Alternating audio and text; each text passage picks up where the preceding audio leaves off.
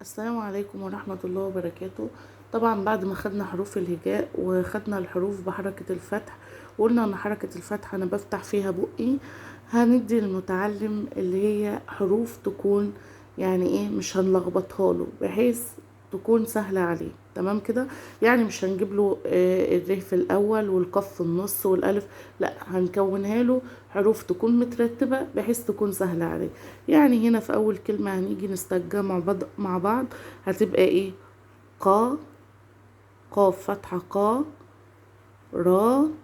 قلنا حركة الفتح انا بفتح فيها بقي في كل الحروف، هتبقى قا را آ.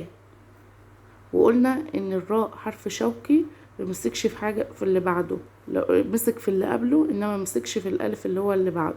تمام، والالف بردك حرف شوكي. تمام، هنيجي للكلمة اللي بعدها.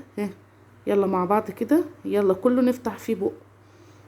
نفتح فيه بقنا في كل الحروف، هتبقى ايه؟ سا جا دا، سا جا دا. طيب اللي بعدها زا را ع، كله انا بفتح فيه بق.